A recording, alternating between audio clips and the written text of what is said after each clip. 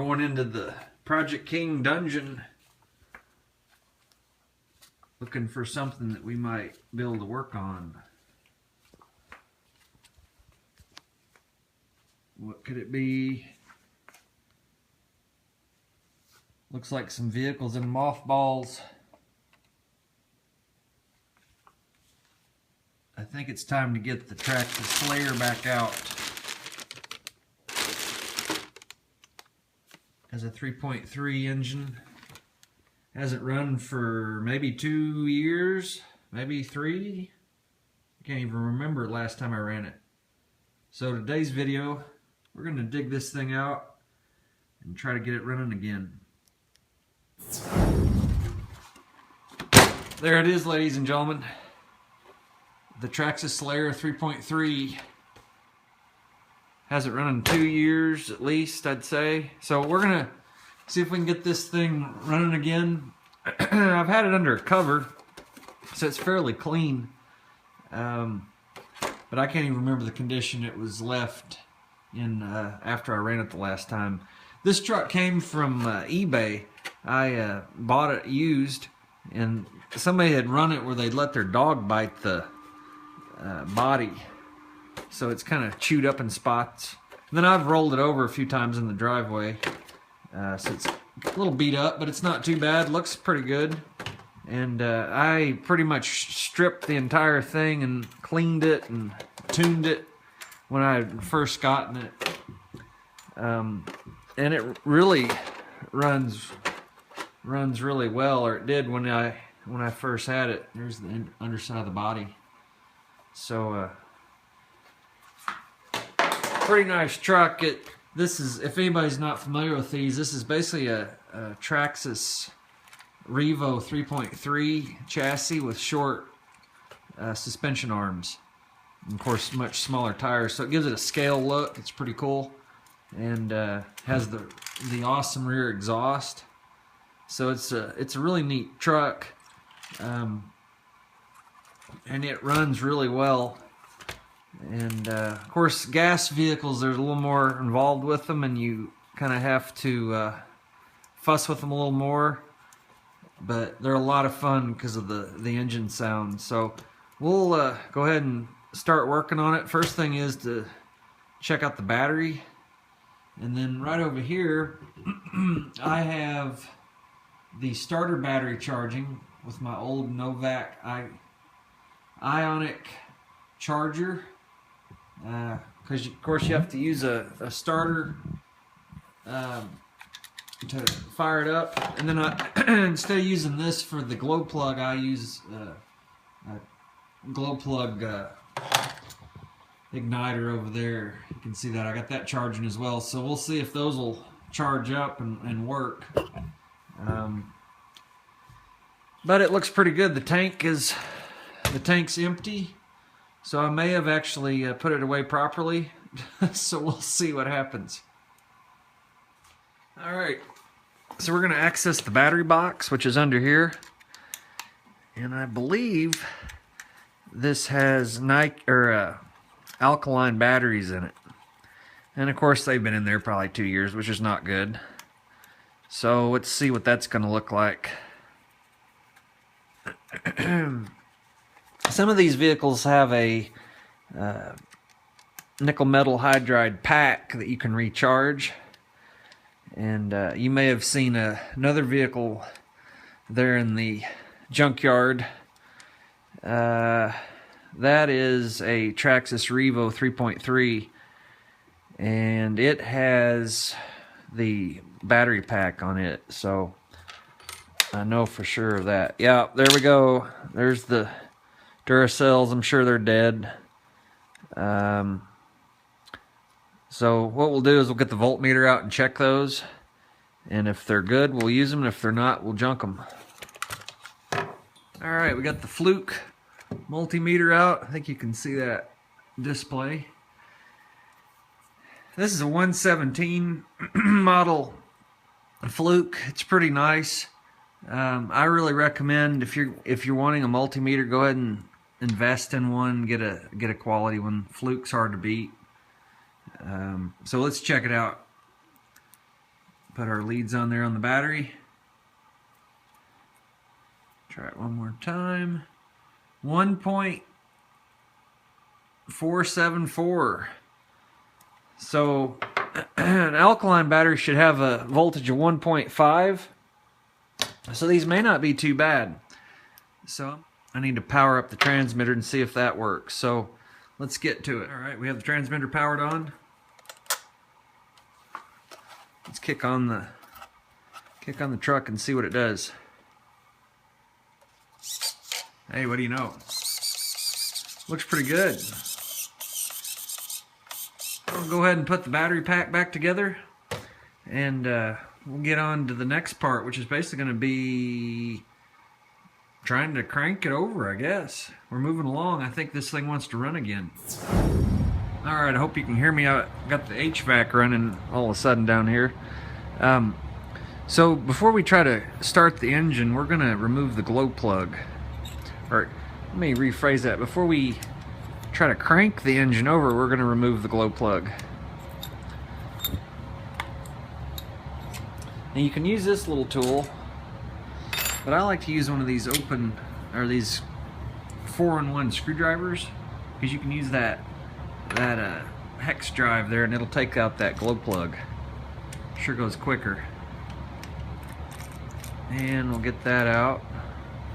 Just gonna tip the truck over to get it out.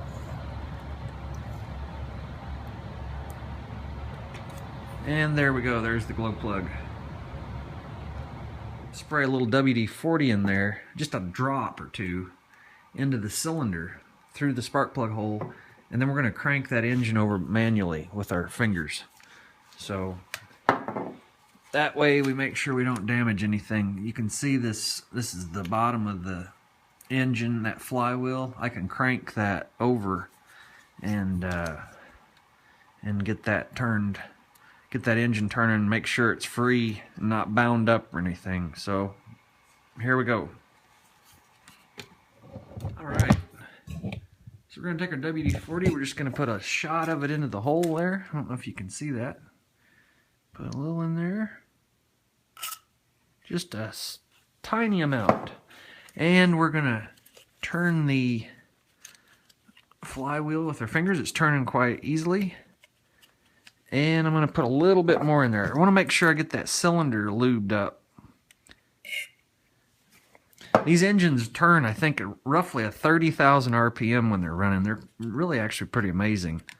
That's extremely fast. I mean, a Formula One engine may, and this was a few years ago, I thought they've slowed them down. I think a Formula One engine used to turn at max of about 15 to 18,000 RPM, which is actually really fast. Most vehicle engines on like an automobile will run around 2,000 RPM doing 60 down the highway. So this thing's turning 30,000 RPM.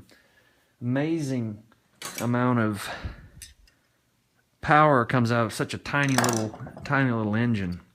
So we've got that freed up. It wants to turn pretty easy. And put a little bit more in there. Sounds like it's working pretty well. So I'm going to put the glow plug back in there. And the air cleaner looks a little bit dirty, but it's not bad, so I'm just going to leave it.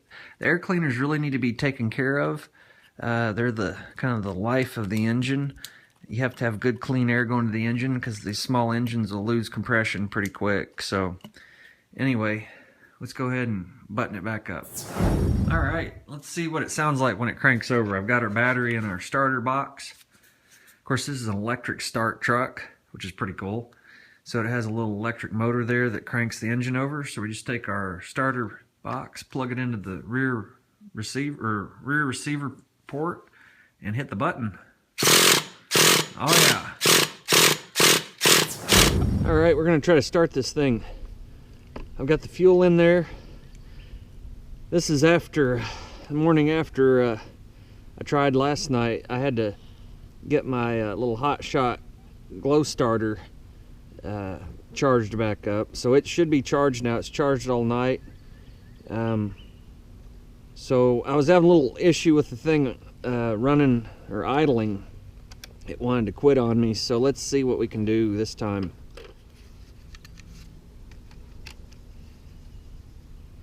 Now when you start it, you got to hold your finger over the exhaust so it'll pump the fuel in. I don't know if you can see that when I do that.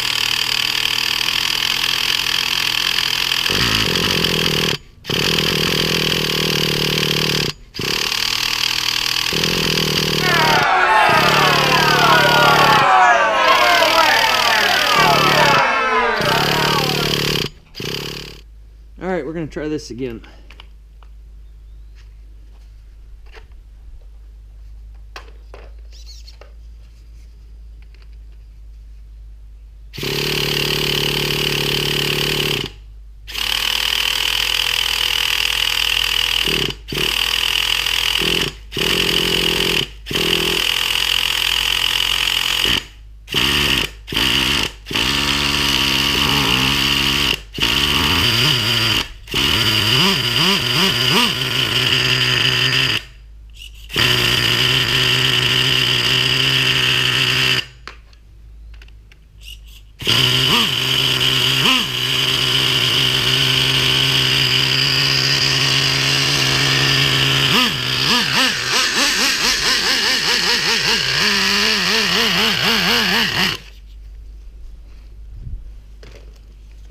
Oh, gotta love gas powered.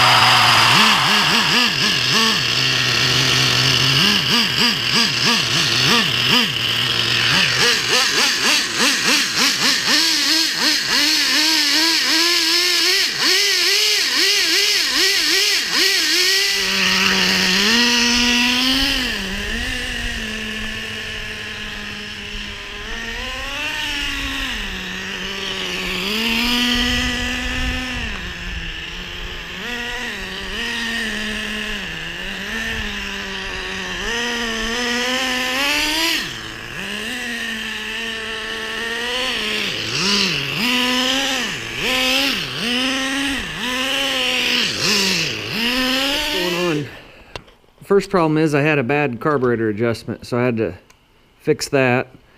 And the other problem is my glow plug battery is bad, so it holds just a small amount of charge and then it goes dead. So that's what I get for trying to do this after 3 or 4 years. I'm gonna give this thing one more shot today. Probably won't video it and see if I can get it to run the fuel out of it. But that's it for now. Fueled vehicles are very frustrating, even for people that have worked with them quite a bit. You got to have everything right. You can't. There's no cheating it. So, just wanted to share my experience. I've messed with all types of engines for a long time, and I tell you, the little radio controlled truck engines or car engines are probably some about the pickiest engines I've ever worked with. Everything has to be pretty much perfect for them to run. So that's just how it is. So definitely not a thing for beginners, in my opinion. It could really turn you off the hobby quick. So anyway, that's it. The truck did run there for a while. It's running pretty well. So we'll get it going again, and I'll try to get a video of it later running with the body and everything. Thanks for watching Project King videos, and we'll see you next time.